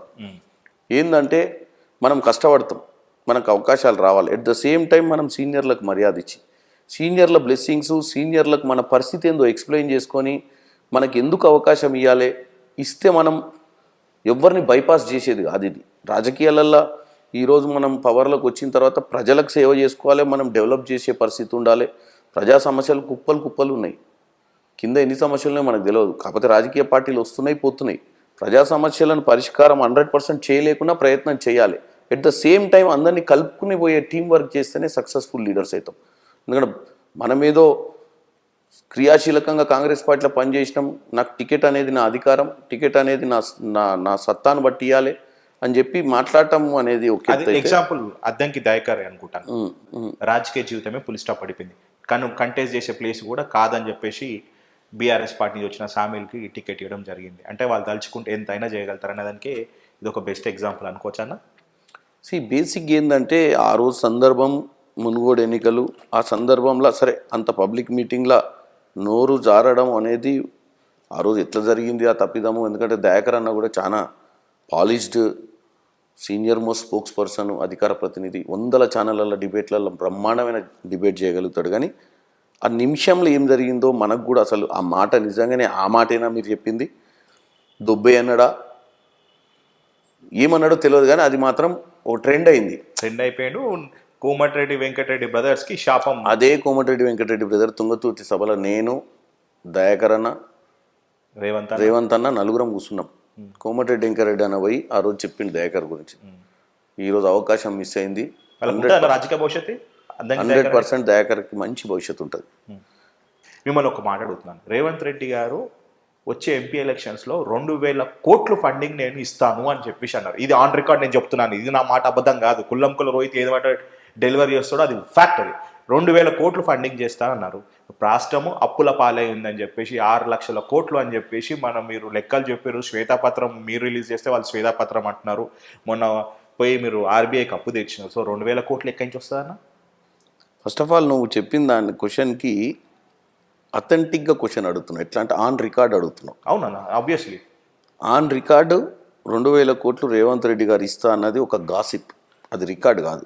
అంటే ఇన్ రైటింగ్ లేదు, వర్బల్గా ఎక్కడన్నా మాట్లాడిన బైట్స్ లేవు మీ దగ్గర. ఏ చర్చలన్నా కూర్చొని ఆయన ఎక్కడన్నా చర్చ చేసినాక ఆ చర్చల వాళ్ళు అవతల పార్టీ వచ్చి మాకు 2000 ఇస్తాడని చెప్పి స్టేట్మెంట్ ఇచ్చింది లేదు. మేము అధికారంలోకి వచ్చి 27 రోజులైంది. 27 రోజులల్లో మా మీద ఎన్ని అబండాలు వేయడానికి ప్రయత్నం చేస్తున్నారంటే అపోజిషన్ పార్టీస్ 3 రోజులకే ఇయ్యరా గ్యారంటీలు అంటారు, ఇయ్యరా అంటారు 3 రోజులకే. అరే నాయన, మీరు 9.5 ఏళ్ళలో ఏమి డబుల్ బెడ్రూమ్లు కట్టక 3 ఎకరాలు దళితులకు ఇయ్యక ఇంటికో ఉద్యోగం ఇయ్యకనే ప్రజలు మిమ్మల్ని తరిమి కొట్టారు. 9.5 ఏళ్ళ అవకాశం ఇచ్చారు మీకు. మాకు 27 రోజులు ఆల్రెడీ 2 పథకాలు మేము ఇంప్లిమెంట్ చేసినాం. మిగతా పథకాలు ప్రజాపాలన పేరు మీద అప్లికేషన్లు తీసుకుంటున్నాం ఎలిజిబిలిటీ కోసం. గృహలక్ష్మి, సిలిండర్ 500 రూపాయలు, ఇవన్నీ కూడా చేయాలన్న ఉద్దేశంతో మేము ముందుకు పోతున్నాం. రేవంత్ రెడ్డి గారు ఇక్కడున్న 6 పథకాలను ఇంప్లిమెంట్ చేసే పరిస్థితి కోసమే ఈరోజు రాష్ట్రానికి అప్పులున్న విషయాన్ని రేవంత్ రెడ్డి గారు వచ్చి శ్వేతపత్రం రిలీజ్ చేశారు. ఎందుకు రిలీజ్ చేసినామంటే ఒక ప్రోగ్రెస్ రిపోర్ట్. మేం పాలనకు వచ్చిన మొదటి రోజు రాష్ట్రం పరిస్థితి ఏంది, 2014లో మనం తెలంగాణ తెచ్చుకున్నప్పుడు రాష్ట్రం పరిస్థితి ఏంది, 1956 నుంచి 2014 దాకా తెలంగాణ రాష్ట్రానికి ఎంత ఖర్చు పెట్టినాము, 2014 తర్వాత బీఆర్ఎస్ ప్రభుత్వం 2023 దాకా ఎంత ఖర్చు పెట్టింది, ప్రస్తుత రాష్ట్ర పరిస్థితి ఏంది, ఇక్కడి నుంచి మేము టేక్ ఓవర్ చేస్తున్నాము, మీకు ఇక్కడి నుంచి ఈ రాష్ట్ర అభివృద్ధిలోకి తీసుకొచ్చి రెవెన్యూ జనరేట్ చేసి 6 పథకాలను ఇంప్లిమెంట్ చేసి మళ్ళీ మేము ప్రోగ్రెస్ రిపోర్ట్ ప్రజలకు ఇచ్చినప్పుడు క్రెడిబిలిటీ బిల్డప్ అవుతుంది. మాకు శ్వేతపత్రం రిలీజ్ చేయకుండా రాష్ట్ర పరిస్థితి ప్రజలకు తెలియజేయకపోతే రేపు ఇదే బీఆర్ఎస్ వాళ్ళు ఈ అప్పులన్నీ కాంగ్రెస్ వాళ్ళు చేసిరని చెప్తారు. ఓకే, ఇప్పుడు ఈ 2000 కోట్లు అనేది మాత్రం వాస్తవం కాదు. ఓకే, అదే రీసెంట్ గా 2 days ముందు సిటీలో ఉన్న టాప్ మోస్ట్ బిల్డర్లు వచ్చేసి స్క్వేర్ ఫీట్ హిసాబ్లో ఒక 100 రూపాయలు, ప్రతి స్క్వేర్ ఫీట్ హిసాబ్లో 100 రూపాయలు ప్రభుత్వానికి ముట్టాలని చెప్పేసి రేవంత్ అన్న బిల్, అది రేవంత్ అన్న బిల్ అనుకోవచ్చు, రేవంత్ అన్న బిల్లో కాంగ్రెస్ పార్టీ బిల్లో అది పాస్ చేసింది వాస్తవం కాదన్న? సేమ్ విషయం చెప్తాను. బెంగళూరులో డీకే శివకుమార్ గారు డీకే ట్యాక్స్ అని పెట్టి 75 రూపాయలు ఎస్ఎఫ్టీకి వసూలు చేస్తున్నారని తప్పుడు ప్రచారం చేసి తెలంగాణకు పంపించాలి పైసలు కాబట్టి ఆడ వసూలు చేస్తున్నారని చెప్పారు. అది ఎంత నిజమో ఇక్కడ మేము ప్రభుత్వంలోకి వచ్చి 27 రోజులైంది. రేవంత్ రెడ్డి గారు పొద్దున ఎన్నింటికి లేస్తుండు, ఏ ఆఫీసర్లతో కలుస్తుండు, సెక్రటేరియట్కి ఎప్పుడు పోయిండు, ఈరోజు ఢిల్లీకి పోయిండు, నిన్న ఇక్కడ గాంధీ భవన్లో ఉండు, నిన్న పొద్దున 8ంటికి ఇంట్లో ఉండు, 10ంటికి సెక్రటేరియట్లుండు, చెప్తానండి 3ంటికి గాంధీ భవన్ వచ్చిండు, 7:30కు బయటకు వచ్చిండు. బిల్డర్లు ఎవరు వచ్చిర్రు, బిల్డర్లకు ఎవరు ఐలాన్ ఇచ్చిర్రు, ఇవన్నీ కూడా తెలంగాణ ప్రజలకు ట్రాన్స్పరెన్సీ. మీరు గతంలో సెక్రటేరియట్ బంగ్లాను బయట నుంచే చూద్దాం, లోపల అద్దాల లోపల ఏం జరిగేది తెలిసేది కాదు. ప్రగతి భవన్కి బ్యారికేడ్ లేదు, అంత పొడుగు బ్యారికేడ్లు ఎవడన్నా ఎక్కాలన్నా ఎక్కకుండా. అసెంబ్లీ అయితే లేనే లేదు, ఎందుకంటే అపోజిషన్ పార్టీ లేదు. ఈరోజు మీరు పేపర్ ఇప్పుడు తెచ్చి చూడండి, అందరు మంత్రులు ఒక్కొక్క పేజ్ తిప్పితే ఒక్కొక్క మంత్రి పర్యవేక్షణ ఉంటుంది. ఏది జరిగినా చీమ చిటుక్కుమన్నా సప్పుడే పరిస్థితి ఉంది ఇప్పుడు ఈడ. ఇలాంటి తప్పుడు ప్రచారాలు ఏదైతే ఆల్రెడీ బిల్డర్లు ఇప్పుడు మార్కెట్ రెసిషన్ వచ్చి ఇబ్బందులలో వాళ్ళని ఎంకరేజ్ చేయకపోతే హైదరాబాద్ మార్కెట్ గ్లోబల్ మార్కెట్ అయింది. ఈరోజు మీరు చూస్తే మనం ప్రౌడ్గా ఫీల్ అవుతాం. ఎందుకంటే అది ఏ ప్రభుత్వాలు చేసింది కాదు. కాంగ్రెస్ పార్టీ హయాంలోనే రాజీవ్ గాంధీ ఎయిర్పోర్ట్ వచ్చింది, కాంగ్రెస్ పార్టీ హయాంలోనే రింగ్ రోడ్ వచ్చింది. అన్న దుర్గం చెరువు ఫ్లైఓవర్లు ఇవన్నీ దుర్గం చెరువు ఫ్లైఓవర్ కూడా ప్లానింగ్ వచ్చి రాజశేఖర రెడ్డి గారి టైంలోనే.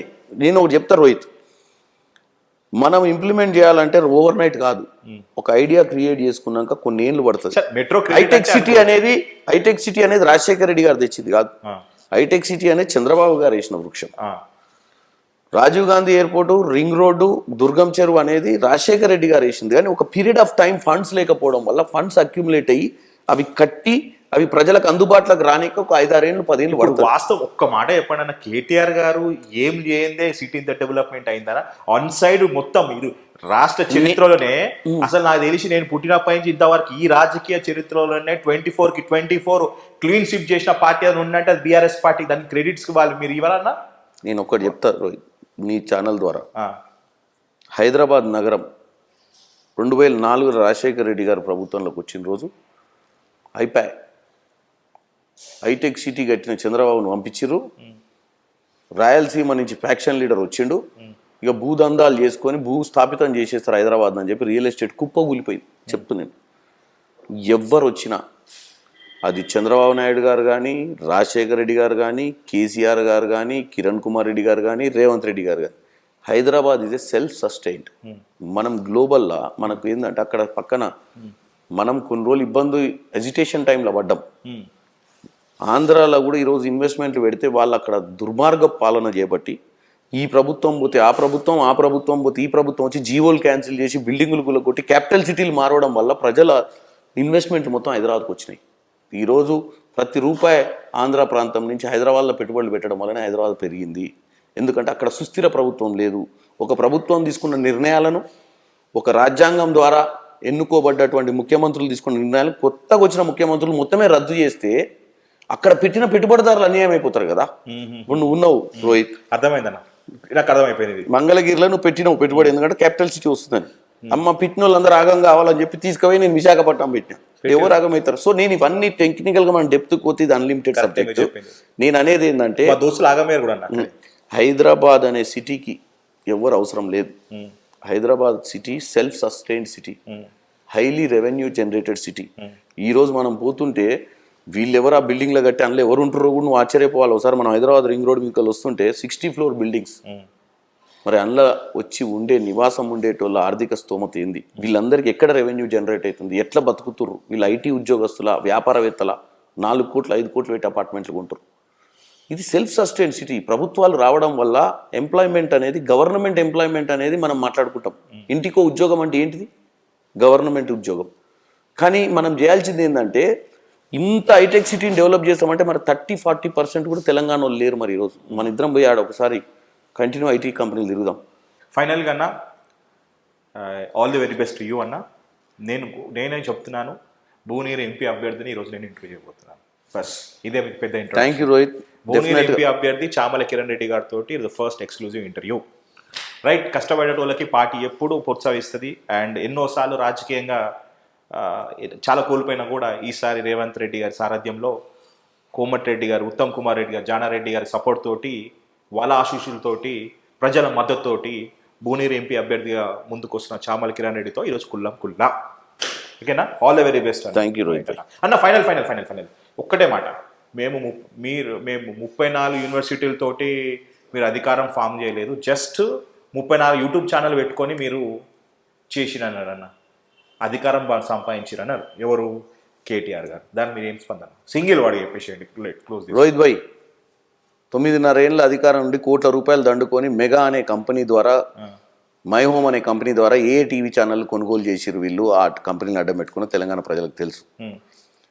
యూట్యూబ్ ఛానళ్ళు పెట్టి లక్షల మందికి ఉపాధి కల్పించే అటువంటి ఆర్థిక పరిస్థితి కాంగ్రెస్ పార్టీకి లేకుండే. తీన్మార్ మల్లన్న లాంటి వాళ్ళు, రోహిత్ లాంటి వాళ్ళు, వీళ్ళందరూ కూడా ఈరోజు ఎన్నో ఇంటర్వ్యూలు చేసి ప్రజలలో చైతన్యం తీసుకొచ్చిర్రు. ఇవన్నీ కూడా స్వచ్ఛందంగా కొంతమంది ప్రజల ఇబ్బందులను చూసి ప్రజలకు సరియైన పాలన అందనప్పుడు ఎంతోమంది జర్నలిస్టులు, కొత్త యంగ్ జర్నలిస్టులు, నీలాంటి వాళ్ళు, పాత మల్లన్న లాంటి వాళ్ళు చాలామంది ఈరోజు యూట్యూబ్ ఛానల్ పెట్టుకొని తెలంగాణ ప్రజల మధ్యనికి వచ్చి తెలంగాణ ప్రజల్ని చైతన్యవంతులు చేయడానికి ప్రయత్నం చేసిర్రు.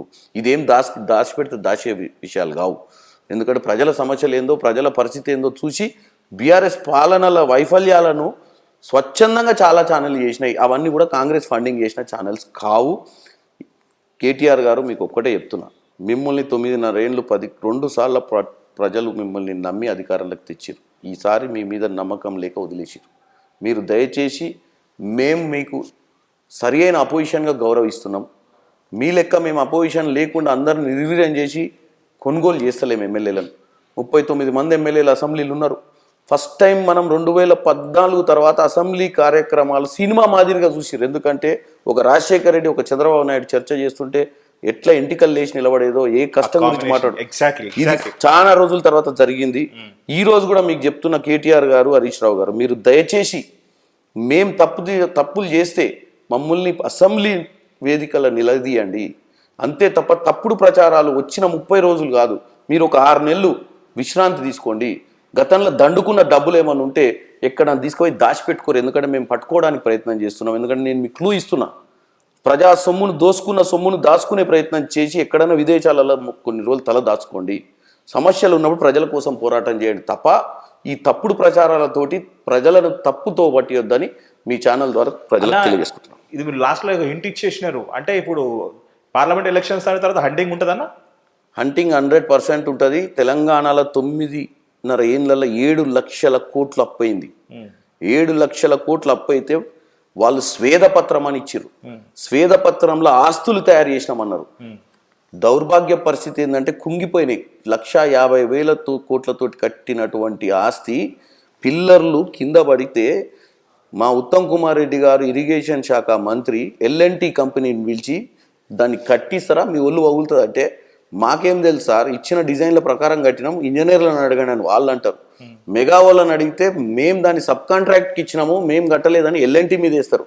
L&T అని అడిగితే వాళ్ళు ఇచ్చిన డిజైన్ల ప్రకారం కడితే కూలితే నా తప్పేంది అంటారు. అంటే ఇంత చిత్తశుద్ధి లేని పాలన.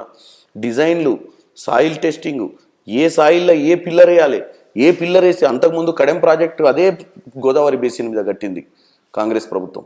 ఆ రోజులలో ఒక ప్రాజెక్టు చేయాలంటే 5 ఏళ్ళు 10 ఏళ్ళు వ్యవధి తీసుకొని కట్టేటోళ్ళు. తొందరగా కట్టాలి, ఈ ప్రాజెక్టు ప్రపంచ ఖ్యాతి సంపాదించాలన్న దౌర్భాగ్య ఉద్దేశంతో తొందరపడి కట్టి ఆగం చేసిరబ్బా. ఇవి ఆస్తులు. ఇప్పుడు వీళ్ళకి సినిమా ఎప్పుడు చూపిస్తారన్నా? అతి త్వరలో. ఇప్పుడు ఫస్ట్ ప్రజలకు ఏం జరిగిందో చెప్పాలి, ప్రజలు మా వెంట ఉండాలి, తర్వాత వీళ్ళ సంగతి తేల్చాల్సింది. Thank you. All the best. Thank you.